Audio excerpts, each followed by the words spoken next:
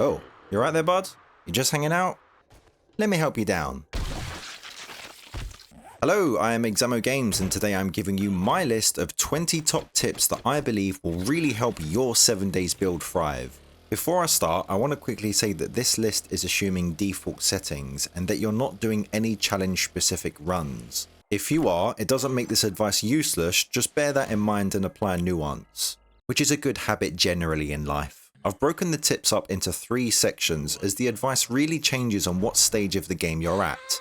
It's also difficult to make a list that fits both beginner and more experienced players, so early game tips are more for beginners, mid game is for experienced players, and late game is more for keeping your save alive and ensuring the boredom doesn't kill you before the zombies do.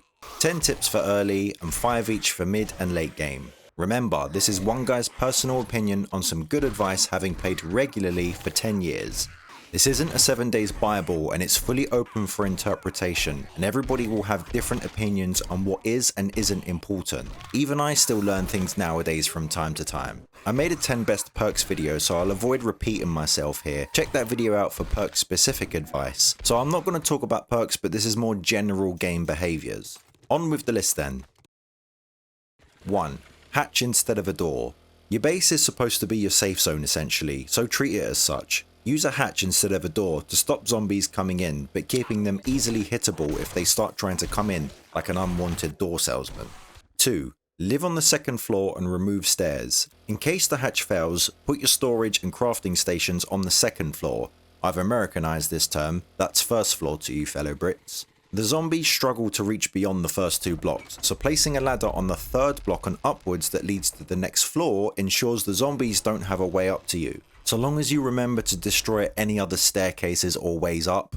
3. Cover your outs. When searching a POI, some are built to essentially trap you, meaning zombies don't trigger until you step on a specific block. It's not a popular mechanic amongst players, and it sort of kills stealth builds, but it is what it is. So to avoid getting trapped, best to make sure you have a way out, which may be setting a hatch down in a doorway or quickly installing a ladder if you're forced to drop down into a hole. 4. Move. If you stand still, you will die. I know this one sounds a bit stupidly obvious, but I have seen so many players die from getting trapped because they back into a small room and don't move. I've spoken about Parkour 2 in length before. That perk ensures you can jump over zombies if you happen to get trapped in a tight space.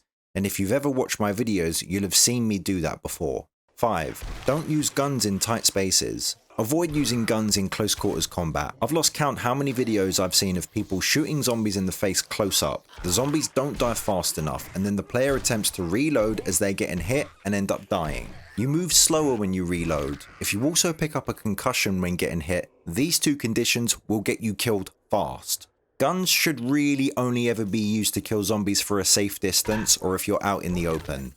6. Don't live in the wilderness. Find a small town or city to live in from day 1, mostly because of food.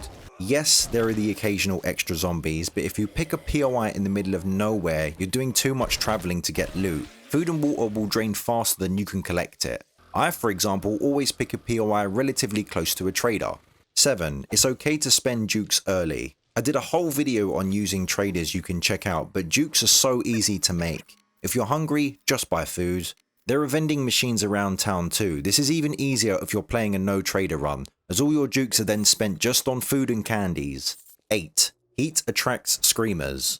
Crafting stations give off heat, which can then attract screamers. If they get an eyesight on you and scream in some fellow zombies, there is a chance to get screamer looped like I did in the last video. It's another bullshit mechanic, let's be honest, but it is what it is. Crafting stations that give off heat include forges, chemistry stations, cement mixers, workbenches, generators, campfires, even dew collectors. And with the release of chicken coops in version 3.1, I think them too. If you have all of these going at once, you'll be very popular with the wrong kind of ladies. 9. Strip POIs over mining. If you're looking for resources such as clay, stone, etc., it might be worth stripping a POI rather than spending time mining. Now this one is a little debatable, I'll admit, and if you need 5,000 clay and iron, obviously mining is better, but time is the most valuable resource in this game if you're running Horde Nights. You might gain 250 of each stripping a POI apart, but in doing so you collect all the loot and grab a ton of stuff to sell. With the dukes you might make from sales, the trader might actually sell the resources you want, or even what you intend to turn them into, like forged iron. I personally never mine in this game and always end up with way more resources than I need. Little bonus tip. Just sell all your brass and lead. The game is so generous now with ammo and loot. I have way more ammo than I could ever need or make. 10. Don't stay in the pine forest. It's okay to live here, but you want to be relatively close to the other biomes. Yes, they are more difficult, but your game stage is higher when in them, so you find better loot. Everyone plays this game differently, but I generally tend to move to the next more difficult biome after each horde night and when I've done the trader jobs at that tier. For instance, we're in the snow biome right now, which is the 4th most difficult biome, and I'm on tier 4 jobs. Horde night is soon, and once I've done that and completed 10 tier 4 jobs, Hugh will tell me where the wasteland trader is, who will give me tier 5 jobs. This is generally how the game is supposed to flow, but like I said, everyone's different. Staying in the pine forest doesn't mean you can't get the best loot. It'll just take a lot longer and makes the game generally a bit more boring in my opinion. Mid-game is that stage where you're no longer a survivor, but you are starting to control things. You don't just react, but you can start to plan and get feedback on what is or isn't working for your build. You want the best loot, as well as resources and supplies to keep you going. Automate is a loose term, but you want certain aspects to be on somewhat of an autopilot. Things like the forge just continuously smelting resources you need a lot of, food always at the ready, etc. So you can focus and lock in on looting and base building. 1. Automate the forge. I put this one first as it's more of a need by case situation. I could suggest keeping clay and iron smelting in the forge so you can make a ton of forged iron and be ready for forged steel when you get a crucible, but it depends on your luck. If you've been watching this series, you'll see how I either purchase or find what I need in loot. I've rarely needed to actually make something. I've made 0 steel tools and the only weapon I made was the tactical assault rifle. If your luck isn't in, then yes, you need forged iron and steel. Even then, if you know what to break down, the wrench trivializes this further.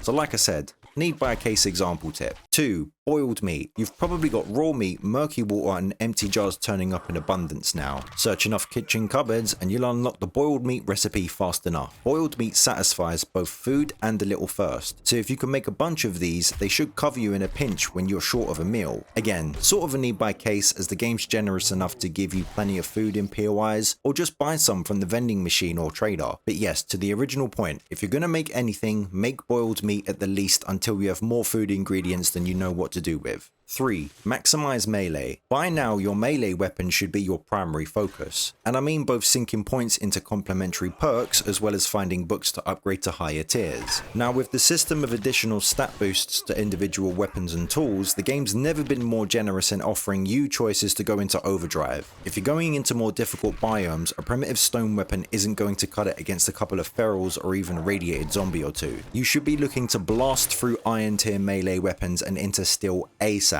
I did a video not long ago on how to nail this really quickly, but in a nutshell, speed through loot and POIs as quickly as you can, and if the trader has one, buy it immediately. If you have, say, a level 2 iron sledgehammer on you that you purchased or crafted, the chances are immediately increased of you finding a level 3 or 6, or even a steel one. That doesn't mean the one you bought or crafted is wasted, because you did that specifically to trigger the game into spawning one even better. 4. Keep a clean inventory. As you move through the game, what you actually need in terms of supplies constantly changes. Iron pipes may have been vital in the early game, but they are borderline redundant by mid to late game. I'd recommend going through your storage boxes each night or each time you're at your base, and going through to see A, what you actually still need, and B, what you're just not using at all. You can then scrap or sell them for more useful stuff. It's sort of min-maxing your save, and if you're like me and a bit of a clean freak, you'll appreciate a nice clean storage chest for the eyes. I never know what to do with the insane amount of ammo though, I just can't seem to get rid of that. 5. Start testing endgame. Number 5 is for the point you're transitioning between mid to late game. At some stage you'll be competent but not quite confident. That point is when you aren't 100% sure if you're ready for tier 5 POIs in the snow or wasteland biome. So why not give it a shot?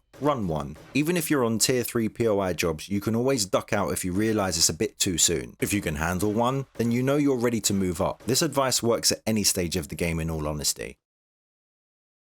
Endgame. I had to really think about this one, and I decided the best way to give you advice here is for you to self-impose challenges. Let's imagine you've been in the wasteland a while, you're beating horde knights still comfortably, you've got all the best loot, so what now? This is where you might want or needs to add self-imposed restrictions. 1. Change the sandbox settings. There's many ways to do this, but I would suggest a few, like shorter times between horde nights, for example every 4 nights instead of 7, all the way up to horde every night. The sandbox settings also allow for things like max difficulty, feral zombies, nightmare speed, and so on. These can be too much in early game, but by late game you're a tough cookie and you can handle it, right? 2. A new POI each horde night. Go out in a bang. Trying to stay alive forever makes a save boring, so keep testing yourself. Never use the same base twice. It forces you to come up with fresh ideas on how to fight the zombies, as well as stress testing your resources and weapons. If you do horde every night and a new POI, I'm sure you'll soon start running out of stuff. 3. Throw everything away. Go back to the pine forest with nothing. Start from scratch. It simulates starting a new game without actually doing so, and you still have all the books you've learned. If you want, you can drink a forgetting it elixir and restart your perk points over as well. This way your world feels more lived in, and your previous evidence is there that tells a story of the person before you. Plus, your game stage is still higher,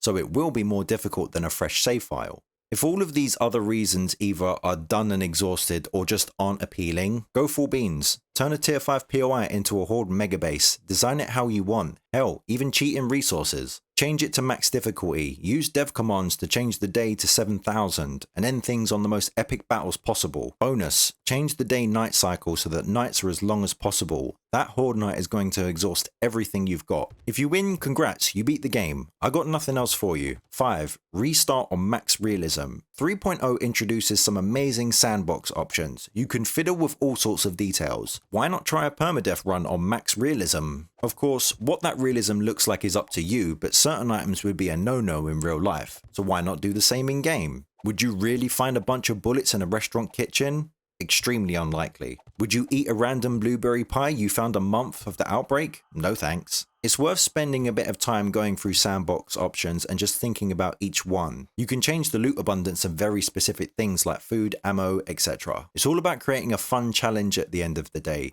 You're only trying to prove anything to yourself. And that wraps up my list. I hope I've provided some value and useful advice. It's definitely worth making a note on your phone or scribble pad if you're still figuring a lot of stuff out. I know the audience for this game really varies from beginner to expert, so I try to keep it relevant for all, even if some parts are obvious to some and too complicated for others. Let me know in the comments what you think of some of the advice I've given. These videos are great to discuss with other players around what works well for you and what works well for them. It's a privilege and joy to create content for you all. Thank you for the support always. If you'd like to see more, this video is part of a series playlist, and I have a nice mix of tips, guides, and some fun action and challenge videos as part of it, and plenty more will come in future.